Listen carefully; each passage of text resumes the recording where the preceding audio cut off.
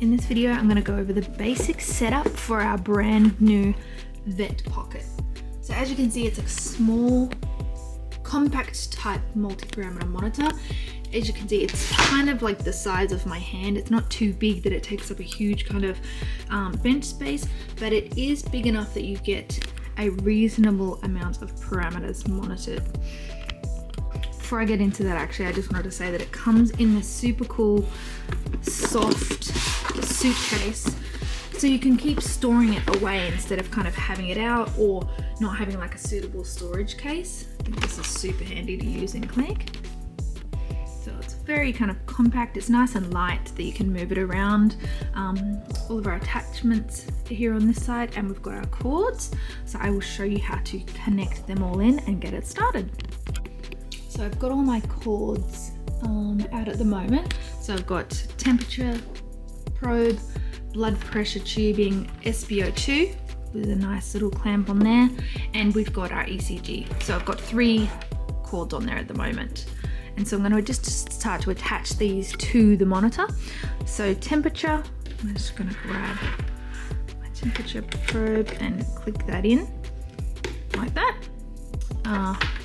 Blood pressure, so it's the grey end to the machine, and it just clips in.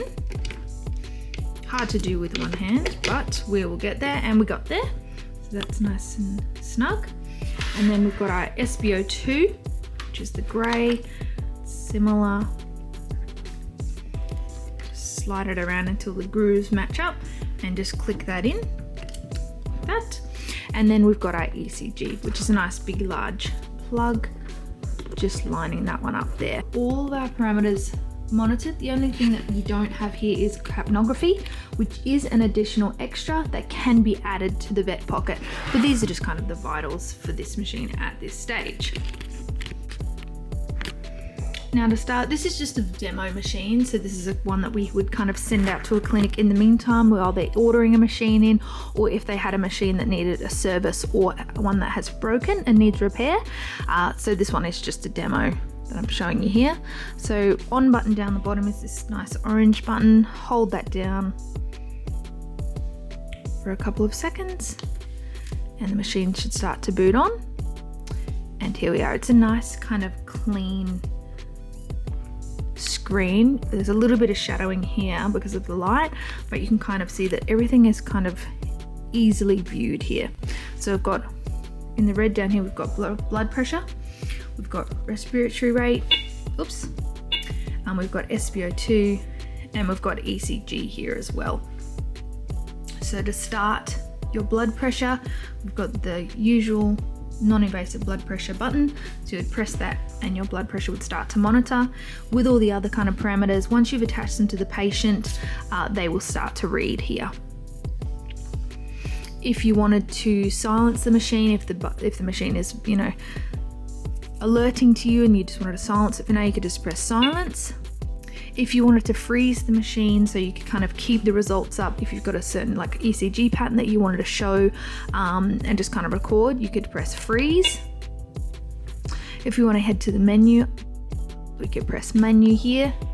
We also have the whole bunch of options down the bottom like we have in our VitaView range. So we've got silence, record the data, we've got menu, we've got the blood pressure button to start measuring. We've got alarm setup, volume, animal, so you would change the species if it's a dog or a cat. So let's head to menu on this page, and it just kind of comes up with a bunch of kind of the usual settings that we've got.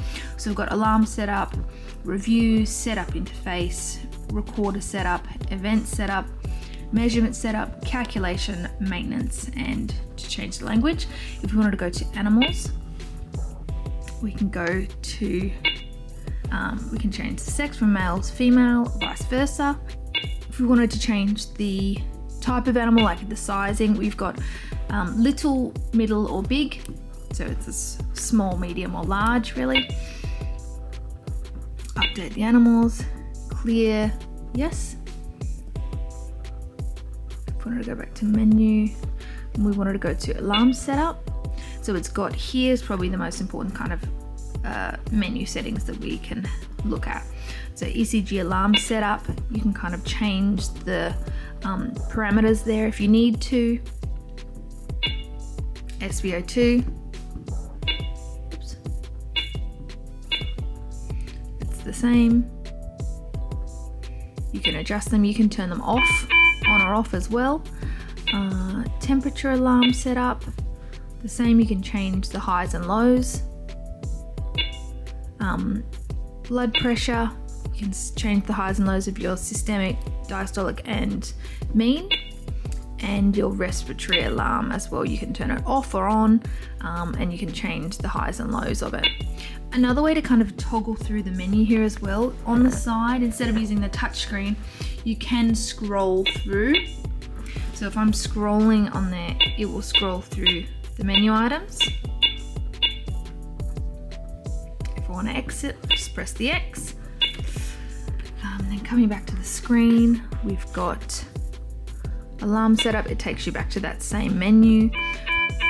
So there's a couple of ways to kind of get to one thing. So you can either go menu here, menu on here, or menu the button itself. If you wanted to change the volume, there's a volume button down here. You can change the beat volume, pulse rate volume, key rate, key volume, and alarm volume. So you can, this is on medium at the moment. If we wanted to take it to high, it's a lot louder. If we wanted to take it to low, it's a little bit more subtle. I would suggest keeping it on medium because we do want to hear the alarms if they are going off and adjust them correctly. So say if we were to attach our SpO2, I will just attach it to myself for the moment.